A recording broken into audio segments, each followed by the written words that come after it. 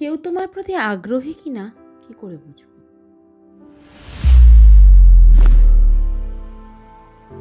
একটা সম্পর্কে দুটো মানুষের সমান এফোর্ট প্রয়োজন, কিন্তু কোনো একজনের এফোর্ট যদি কমে যায় তাহলে সেই সম্পর্কটা কিন্তু একেবারে নষ্ট হয়ে যেতে পারে।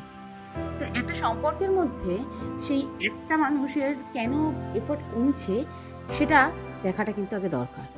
কেন তার আগ্রহ সেই সম্পর্ক থেকে কমে যাচ্ছে তার রিজন খুঁজে বার করা দরকার, এবং তার রিজনটা আমরা অনেকেই বুঝে উঠতে পারি না, বোঝার আগেই তার সেই সম্পর্কটা থেকে মুখ ফিরিয়ে নেয়। তো আজকে আমি তোমাদের সাথে শেয়ার করব এমন 4টে লক্ষণ, যে 4টে লক্ষণ তুমি দেখলেই বুঝে যাবে যে তোমার প্রতি তার আগ্রহ কমতে শুরু করেছে। তো চলো বেশি কথা না বলে ডিরেক্টলি পয়েন্টে চলে যাই। নাম্বার 1, যোগাযোগে অনীহা।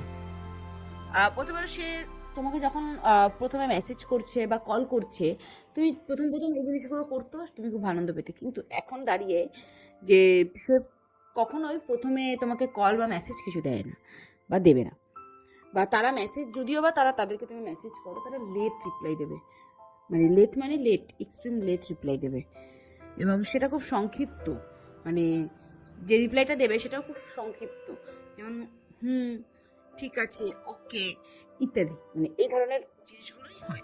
এইগুলো যদি হয়ে থাকে তাহলে বুঝবে তুমি কিন্তু অলরেডি তার লাইফের আরেকজন প্রায়োরিটি মেম্বার এসেছে, এবং সে তার প্রতি আগ্রহ, তোমার প্রতি আগ্রহ কিন্তু তার আর নেই। নাম্বার 2, দেখা করতে না চাওয়া। যার সাথে রিলেশনে রয়েছে তার সাথে দেখা করা, কথা বলা, এই জিনিসগুলো কিন্তু ভীষণ ইম্পর্টেন্ট, কিন্তু যখনই তুমি দেখবে যে তোমার বয়ফ্রেন্ড বা গার্লফ্রেন্ড যাই বলো না কেন দেখা করার ক্ষেত্রে বারবার ব্যস্ততার অজুহাত দেখিয়েছে, বারবার দেখা করার কোনো পরিকল্পনা তো সে করবেই না, এবং তুমি যদি সেই কোনো রকম কোনো প্ল্যান করে রাখো তাহলে সে কোনো না কোনো অজুহাতে সেই প্ল্যানটাকে কিন্তু ভেস্তে দিতে পারে, বা দেখা করতে চাইলে এড়িয়ে যাচ্ছে সবসময়, শেষ মুহূর্তে কোনো না কোনো কারণে সে কিন্তু ক্যান্সেল করে দেবে, কোনো না কোনো কারণে কিন্তু ক্যান্সেল করবেই। নাম্বার 3, আপনার প্রতি উদাসীনতা। দ্যাট মিনস আপনার কথা বা অনুভূতিকে গুরুত্ব না দেওয়া, তোমার জীবনে কি চলছে কি না চলছে সেগুলো জানতে না চাওয়া। দেখো তুমি তোমার লাইফে কি করছো না করছো সেটা নিয়ে তার মানে ডোন্ট কেয়ার অ্যাটিটিউড, তোমার যে অনুভূতিগুলো রয়েছে, তোমার যে ফিলিংসগুলো রয়েছে সেগুলো গুরুত্ব না দেওয়া, এই প্রত্যেকটা জিনিসই কিন্তু একটা প্রবলেম ক্রিয়েট করে, এবং সেই প্রবলেমটা কি, তোমার ভালোবাসার মানুষটার কাছ থেকে তুমি তোমার প্রতি আগ্রহটা অনেক কমিয়ে ফেলছো। নাম্বার 4, শুধু নিজেদের সুবিধা অনুযায়ী সমস্ত কিছু করা উচিত।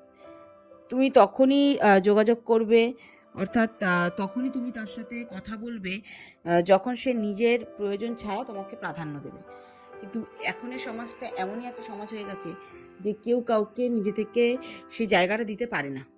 সবসময় এই জিনিসটা খেয়ালে রাখতে হবে যে সে যখন এই জিনিসগুলো চাইছে তাহলে কেন নেই, শুধুমাত্র যোগাযোগ কম আছে বলে? একদমই না, অনেক নিজস্ব ইন্টারনাল প্রবলেম থাকতে পারে যেগুলো হয়তো আমরা জানি না, নিজেদের আখেরটা গোছানোর জন্যই কিন্তু এরকম করে। তো শুধু তখনই যোগাযোগ করে, অর্থাৎ তখনই সমস্ত কিছু করবে যাতে তোমার প্রয়োজন ছাড়া প্রাধান্য কেউ না দেয়। এই 4টে পয়েন্ট তোমাদেরকে বললাম, তোমরাও যদি তোমাদের পার্টনারের মধ্যে বা তোমাদের গার্লফ্রেন্ড বয়ফ্রেন্ড কারোর মধ্যে এই 4টে পয়েন্টের মধ্যে কোনো একটা পয়েন্টও দেখতে পাও তাহলে বুঝবে তোমার প্রতি তার কিন্তু অ্যাট্রাকশান বা তোমার প্রতি তার এফোর্ট, তোমার প্রতি তার ইন্টারেস্ট অনেকটাই কমতে শুরু করেছে। তো এই 4টে পয়েন্ট তোমাদের কেমন লাগলো আমাকে কিন্তু কমেন্টে জানাতে ভুলবে না। ভালো লাগলে একটা লাইক করে দেবে।